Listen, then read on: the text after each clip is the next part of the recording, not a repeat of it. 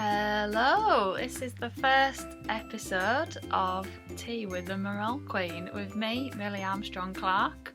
As you stick the kettle on, sit down with me as I chit-chat to guests with a hot steaming mug of tea, recalling anecdotes to give you that well-needed boost of morale. Now, it's a bit weird at the moment, isn't it? I feel like we all need that sort of boost just to get us through the days, even more than normal.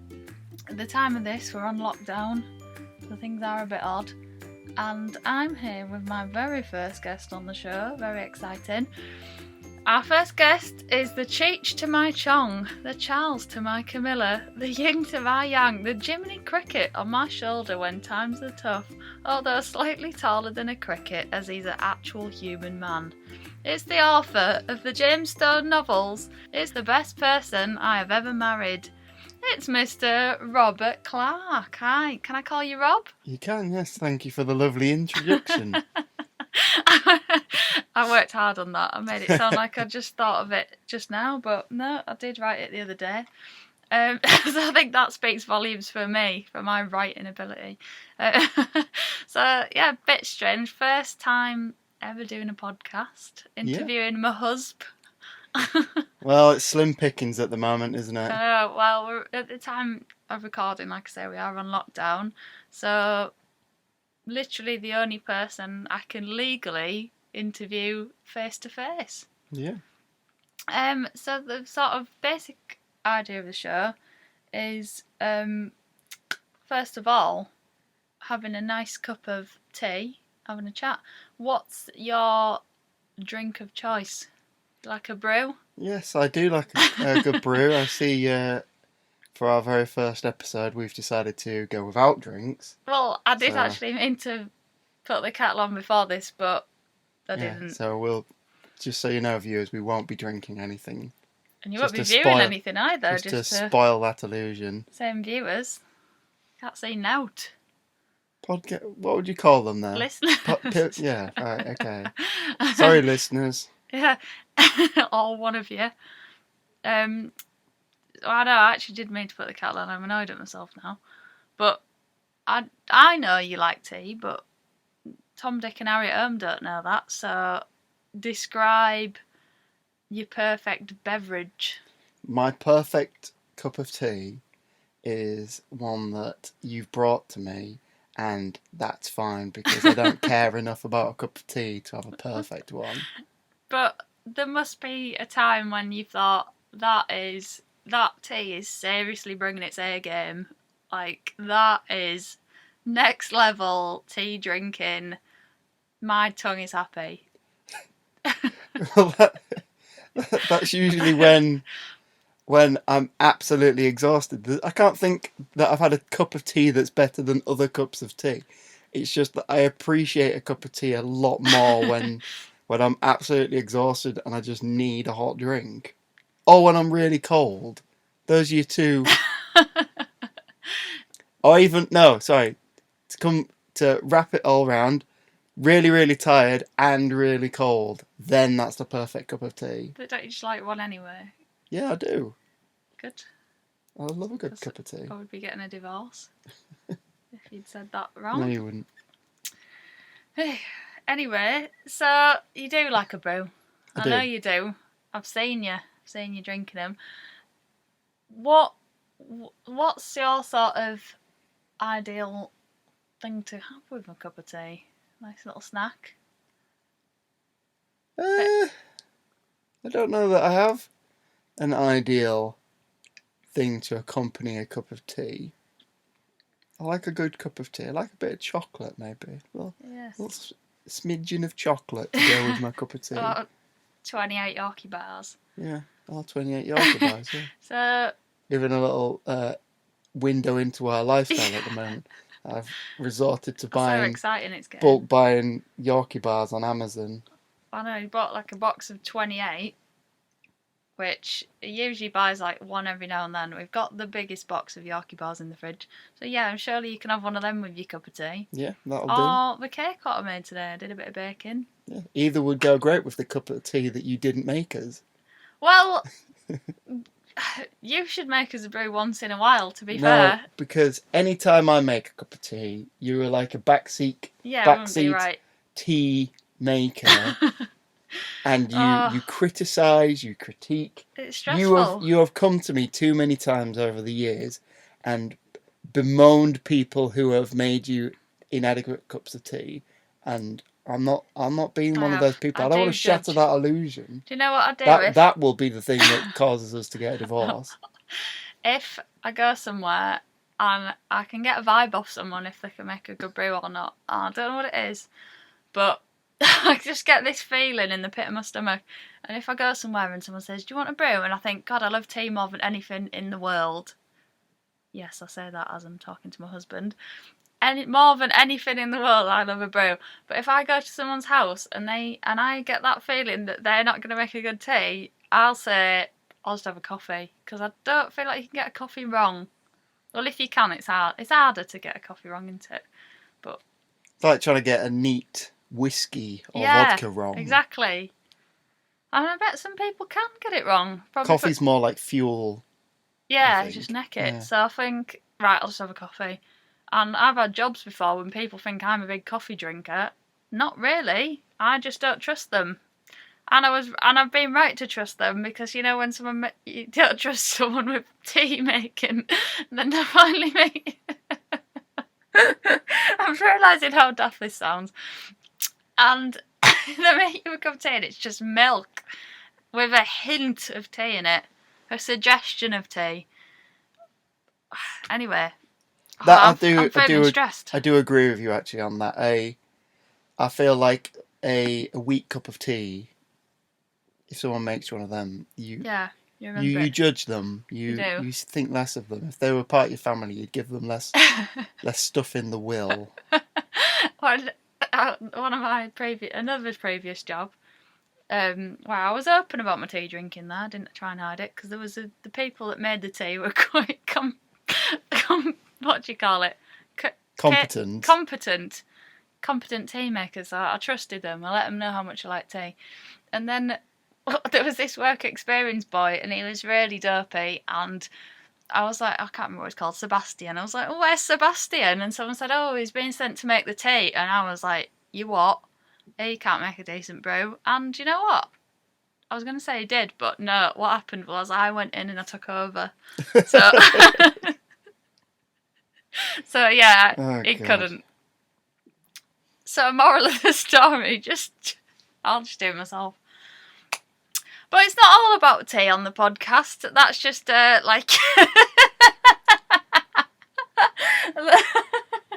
just to ease us in. Everyone likes it.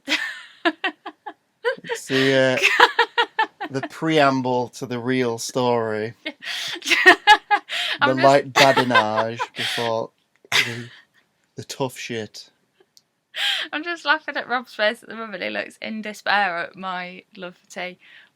But, so, sit down, nice cup of tea. We're just going to have to imagine we've got one. I'll make us one after. A nice cup of tea, 28 Yorkie bars.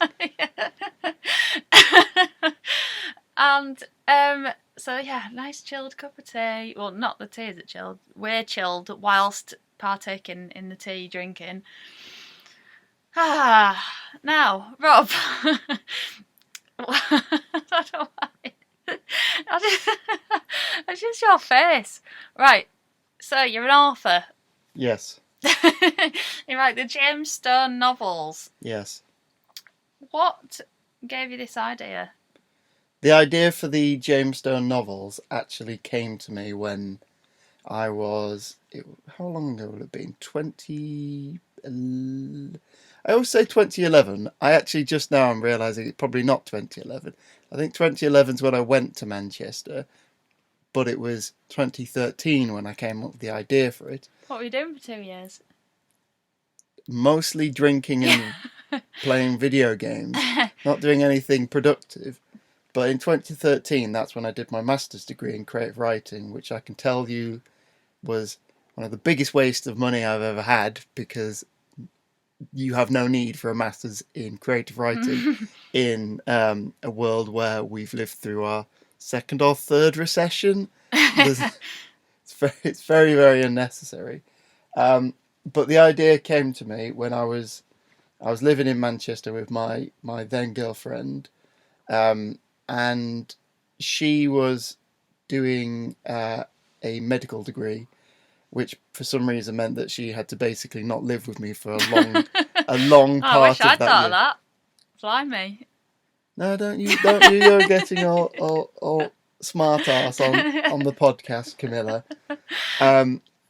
So she was living away with God knows who, and I was sat in this okay average flat near Salford Quays, and I remember sitting there and I was really, really homesick because all my friends that I'd lived with in the years prior had all moved back home, and everyone that I knew and loved was hundreds of miles away, and I was sat there on the balcony because we had a very small balcony. That makes it sound impressive. The balcony was about the size of a dustbin, and it looked out onto a car park and other balconies. Don't know why the word balcony went from my head there. And I was sat on that balcony at about 5 o'clock in the morning, having drank a lot, and I was looking at my house keys for my house, well, for my home back in Scarborough.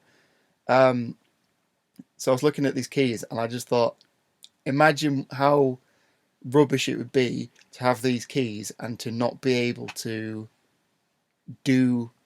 ever go back to that place, to just have this like connection to a life that you can no longer go back to. And it really sort of haunted me in that time because I wasn't very happy, and I was looking at these keys and I was missing all my family and my friends, and these keys were this weird little connection to them that I was thinking about, that if I could never go back, it'd be dreadful. So I sort of expanded upon that for my James Stone series, and the first one that I ever wrote, No More Shadows.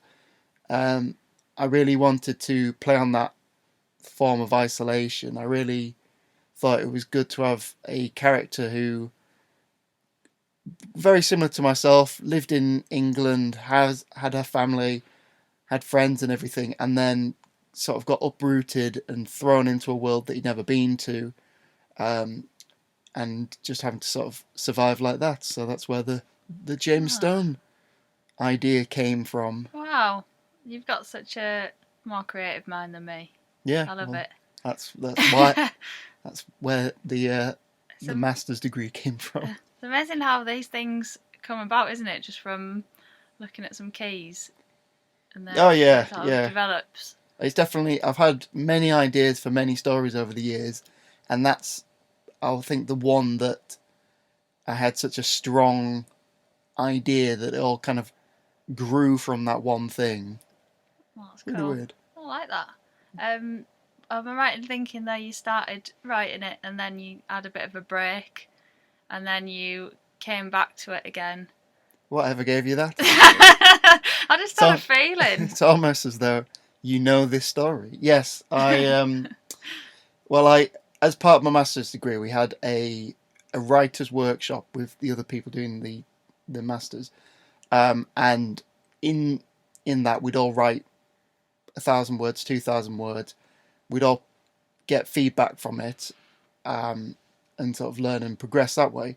And I wrote the first 2 chapters of the first book in those workshops, and I still to this day think it's some of the best writing I've ever done. I think it's, without wanting to blow my own horn too much, I think it's a fantastic intro to a thriller novel because it just gets so much suspense in a short space of time. And I wrote that, and then in my head said, oh, well, I'm a writer now because I've started writing a book. And I let that fuel me along for a further 4 years before I actually released the book. And the reason that I ended up writing the book is rather, it's not a very savoury, it's not a very chivalrous way to start something that I hope to be a lifelong career.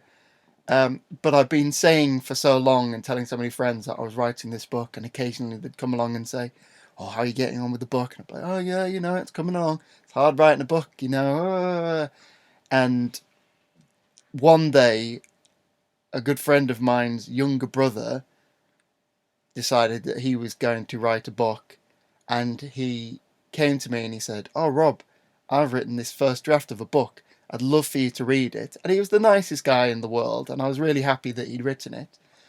But at the same time, I was also incredibly infuriated that he'd written a book, because I had been saying for so long that I was the writer, and then this young whippersnapper had come He's along. like 2 years younger. This young ragamuffin had come along, and he had just gone ahead and written a book instead of spending 4 years talking about writing a book and not actually doing anything. But you needed that though, didn't you? I did, yes. The spite, it turns out, is a great motivator. It really got me to sit down and write a further 130,000 words. And now you've really got into the swing of it, aren't you? And you're really dedicated to disciplining yourself. Yeah, well, I think you have to be if you're going to write a book. Yeah. It's not the sort of thing that happens overnight. Even if you're writing 500 words a day, that time just flies by, and you end up having a book written before you know it. And how? Oh, sorry. No, what were you going to say?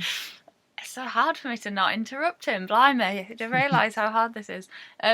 So how did it feel? Because I remember when the book arrived in the post, when you first had your book printed, how did it feel to hold something you'd written for the first time? Quite honestly, and you'll hate me for saying this, but one of the very first thoughts that went through my head, and it's the only thought that sticks in my head when I think about that, is because it was such a big book, I thought, blimey, I could kill someone with this book. Oh my god. And it was just that thought, because it was quite nice to know that I'd built my own murder weapon. I'm speechless. Built my own murder weapon. Not the normal way one might, by sharpening a piece of metal or creating a big heavy thing to bludgeon someone with. No, I'd written my murder weapon and then had Amazon print it for me. Do you know what I'd use? Probably a big vegetable, because then you could eat it after. Well, there's that story, isn't there? I don't know why. It's one of the stories that I remember from school, being told about the person who beat someone to death with a lamb, a leg of lamb, a frozen leg of lamb. I think it was a woman who killed her husband. Then she cooked the leg of lamb, and then when the police got there and they're like, "Oh, don't know what's happened," and then she fed them the leg of lamb, so then they'd eaten the evidence. And that's just the story, but I don't know. But I've got a terrible memory, listeners, and I struggle to remember what's happened, especially now that we're in a life where days have no more meaning. But for some reason, that's one of the few memories of school that I remember as being told this story. Oh. So that's kind of Can weird. I just remind everybody that you are listening to the I can't even speak. Morale podcast. Yes. Well, I'd like to think we're keeping morale up. Hopefully your next guest will be able to be a little bit less miserable. Yeah. I don't know where to go from there. I'm in quarantine with this person. Can I just remind everyone? So the purpose of this was for morale. You kind of brought the tone down. I feel like you're gonna have to pick it back up again. So you're doing well with writing now. Where can people find your books? All of my books are on Amazon.com. The first one is called No More Shadows. It's a James Stone thriller. I'm sure if you have a little Google, you'll be able to find it on. Well, if you have a little Amazon, I suppose you'll be able to find it on Amazon. Why is Google a noun, but Amazon isn't? You can Google something, but you don't Amazon something. Yeah. That's the mark of a good Yeah. organisation, isn't it? When their name has become Yeah. sort of a ubiquitous noun. There's a few that have tried to be Google, isn't there? Like, it was Jeeves the thing. Yeah. Jeeves it. That didn't work. Yahoo, Bing. Yeah, You don't Bing Bing it. something. Bing it. That just sounds Yeah. appalling.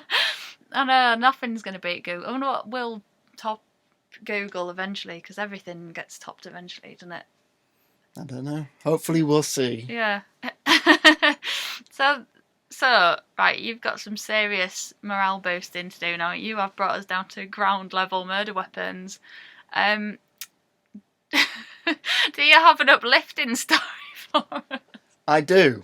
I do have an uplifting story. So I was thinking about this whilst I was out and about. I went for a little bike ride today. I was social distancing.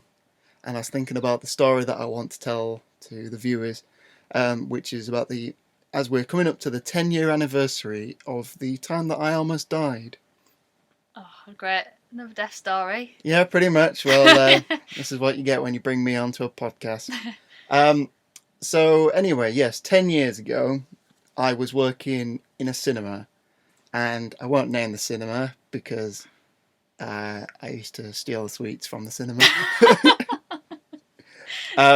Which had bit you in the bum, can I Yeah. say? I'm not ruining the story, but carry on. Yeah, so I was basically, the job was the easiest job you could ever have. It was watching films and sitting around for large periods of time, not really doing anything, and just snacking on loads of sweets and free drinks and everything. And I got to a point over the Christmas of that year where a dear friend of mine quite rudely called me out of my weight, and I can't blame him. I had put on quite a bit of weight. I know for a fact I was eating a Mars bar a day. A Mars bar a day doesn't keep the doctor away. No, very much it brings the doctor racing towards you. But I made the decision after I'd seen him that I was going to cut down on all these snacks. Just really, really drop all the sugar content out of my life. And I stuck to it fairly well, I think, from what I remember. That whole time's a bit of a blur, but I managed to cut down all the fizzy drinks and all the sweets so drastically that I lost a lot of weight, and started to notice that I was getting quite tired. And a week before I ended up being rushed into hospital, I went to go and see a band called Pendulum. And I think it's the first live gig that I'd ever been to, so I didn't really know what to expect. So I went to this gig, and it was in this tiny little gym, like a school gym, on the hottest day of the year, and the air conditioning in the place broke, and we were right at the front of this crowd with this loud music playing, and we were squished in together. And there was one of those. There was one of the people working for the venue was walking back and forth along the front with like a bottle of warm water, pouring little bits into everyone's mouth. And I remember the water touching my tongue, and then evaporating. And I was so thirsty, and I couldn't hack it. And then I blacked out, and then woke up again, still standing up because I didn't have the space to fall over or collapse. I had just squished in this like metastasizing group of sweaty people all listening to electronic music, and I just kept collapsing and then waking up and collapsing and waking up, and then eventually managed to get dragged out of there by a friend, and we sat outside and drank some more fizzy drinks to try and bring us down to a decent temperature. And then I drove home after that as well. That was sick. From Doncaster, so it's about nearly a 2-hour drive. And I know at one point I ended up going round and round a roundabout for about 10 minutes because I'd completely lost my mind. I'll say something about your driving ability though, because if you could drive well through all that, then that's quite impressive, really. If you're collapsing in a hot gig and then I'm not condoning it. You shouldn't ever do that. But I feel it was about as safe as driving drunk. It was completely. I was so very not safe, high just to clarify. on sugar at the time because I'd had. Yeah, I shouldn't have left the gap between high and on sugar. I was very high on sugar, and before we'd gone into the gig as well, I drank multiple slushies because we all bought a slushie, and then no one but me finished all of them. So I was not in a very good way, and then as the days went on from there, I noticed that I was getting even more tired and even more tired to the point where I couldn't walk upstairs without getting exhausted. And I was losing loads of weight and I didn't really want to eat anything. And then I went to go and visit my brother who just moved into his own house. And he thought I was on heroin because the bags under my eyes were so black. And I'd lost so much weight that he didn't recognise me after a week of not seeing each other. And I remember then he sat me down and said, "You need to go to hospital. You're not well. You need to do something." And I'd gone with my mum, so I didn't have to drive myself. Luckily, I'd learnt my lesson. But I remember sitting in the car, going probably half an hour from his house to the hospital, and I remember thinking, "I'm about to find out that I'm going to die soon, because I don't see how I could possibly get any better than this." I'd recognised that I was getting worse and worse and worse, and I'd been putting off going to the doctors.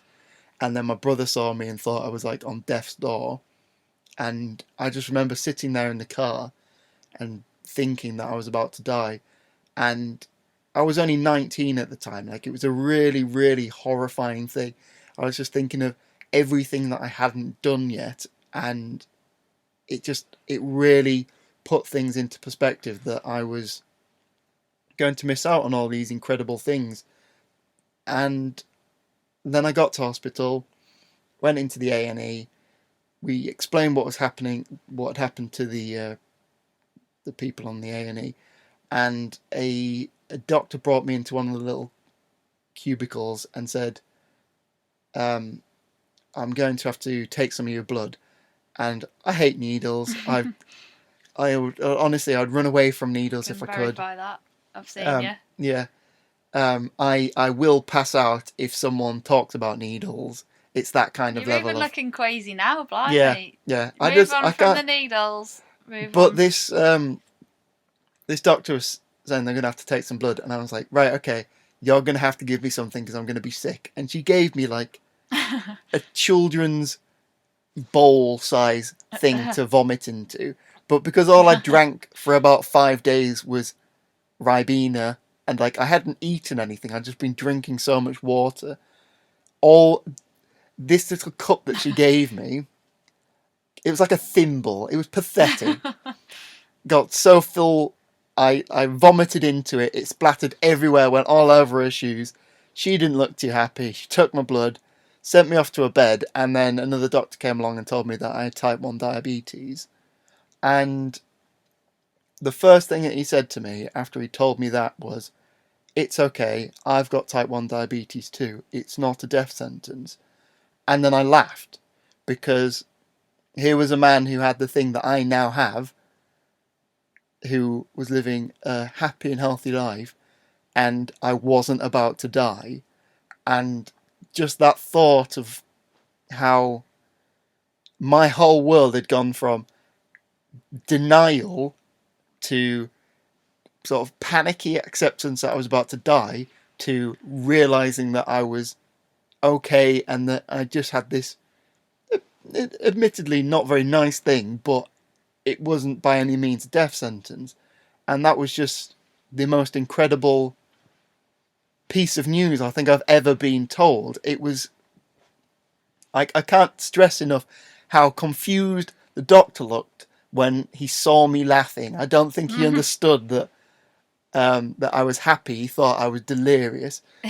Because as I later found out, had I left it probably even a couple of hours, I'd have probably been going into hospital in a coma. Wow. And it's not the nicest thing in the world to get, and it's definitely had its problems over the years, but I think to go from feeling like I was about to die to realizing that I had a long and healthy life ahead of me was just an incredible experience, and it put everything into perspective for me, and it's definitely made me a better person. Diabetes has made me a better person. So it's 10 years in about a month? Yeah, it'll be 10 years, I think, on probably the 29th of May. So we were going to celebrate by going to Cadbury World. Cadbury World. Probably not going to happen now, which is a bit of a shame. We'll have to do that for the 20-year anniversary then, if not. But yeah, it's... I was just really looking forward to standing there with like groups of families, like a dad and his son, I don't know, a mum and a son. I don't know why they've all got sons. You get the idea. And us, they're going around like, oh, it's my birthday today. I wanted to come to Cadbury World. Then it gets to us, it's like, yeah, it's his diabetes anniversary. He's had the old beaters for 10 years. So yeah, it's not a death sentence, is it? It sounds scary, and now 10 years on, well, it hasn't taken him 10 years to get better. Well, he's never going to get better. Sorry to put it to you. Thanks to rain on my parade there, Mel. Yeah, morale. No, but it's not taken you 10 years to get to this point, has it? You've been doing well for a long time, but now 10 years looking back at it, you can see how far you've come, because you this year are going to be doing the Great North Run, aren't you? So that's something you never thought you'd be able to do. Hopefully I'll be doing it, so long as it's still able to go ahead. Either way, it's something that I'm going to be doing this year or next year or the year after, whenever we're able to. But yeah, I think it has been the biggest motivator for me, because I think we all have a bit of a sense of feeling like we're invincible. You always think that bad things will happen to someone else until they happen to you. And I was just really fortunate that I was in this situation where I had that wake-up call, and it wasn't a death sentence. It was like, you hear of people who get cancer and they find out they've got 2 weeks to live, and that leaves you with no time to get your affairs in order and everything. But I was in this position where life was almost opened up for me, because I had a life-changing illness, which, as well as being fantastic to use for getting out of problems that I don't want to do, I've used it for God knows how many things that are completely not diabetes related, but because no one understands diabetes unless they're diabetic, then they freak out if you say, I can't do that, I'm diabetic. And like they've said, you've offended my honour. Like, you have used it for things, haven't you? Yeah. It's been brilliant. And sometimes, we haven't done it yet, but sometimes if food's taking like too long in a restaurant, I'm almost tempted to be like, excuse me, my husband is diabetic.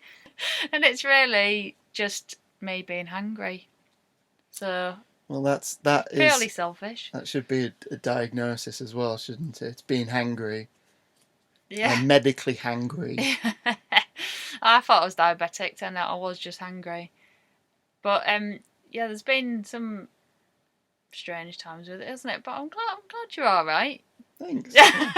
It's weird as well. You're doing well. I think it's weird that you've only ever known me as a type 1er. You've never experienced that pre-lifestyle.